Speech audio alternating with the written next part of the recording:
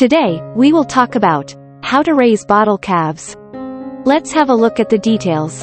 Bottle calves, so named because of how they're fed from birth until weaning, are easy to raise.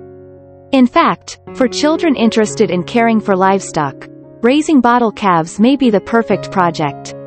If you or your little ones are interested in raising bottle calves, you'll need to know how to best care for them in many ways to ensure their well-being. The first step is feeding the calves. Get calf bottles and nipples. Purchase one set of bottles and nipples per calf. Each calf should have at least one assigned set. Otherwise, you will need to go to the trouble of sterilizing the equipment between uses. Give them colostrum to start. Similar to human babies and breast milk, the newborn calf should be fed colostrum, or milk produced by the mother, for the first few days.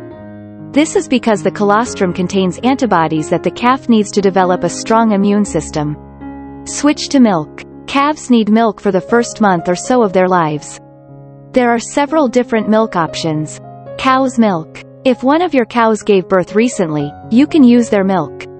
Replacement milk. If you're using replacement milk, always follow the directions on the package. Goat's milk. If the mother's milk isn't available or if milk replacement is too costly, consider goat's milk. Create a feeding schedule. Young calves need routine, so feed them twice a day at the same times each day. Typically, the best feeding times for young calves are early morning and evening. Start slow with a half of a bottle at each feeding and gradually increase it to 2 full feedings. During the winter or other cold spells, you may need to increase the feedings to 3 times a day.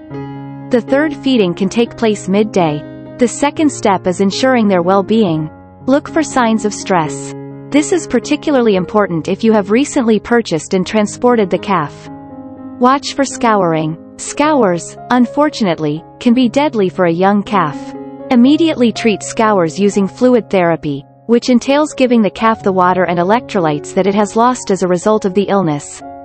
Keep your calves warm. A comfortable temperature is anywhere from 50 degrees Fahrenheit to 85 degrees Fahrenheit. This environment helps to promote performance, while offering the least amount of stress for the calf. The third step is weaning your animal. Offer hay. When a calf stops relying solely on liquids such as milk and begins to eat dry, solid food, this is referred to as weaning. Make sure hay is available to the calf a few days after they are born. They should only be offered a small amount to begin with. You will need to monitor how much hay they are consuming. Once they are eating at least 1.5 pounds of calf starter or hay per day, you can begin weaning them. Slowly reduce milk. Begin reducing the amount of milk the calf is drinking and replace it with water. This can be done over the course of 1 to 2 weeks.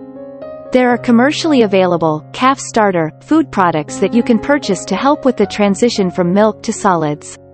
Replace milk with water. After a week or 2, only give the calf water to drink. From that point on you will need to make water, grain and hay available to the calf at all times.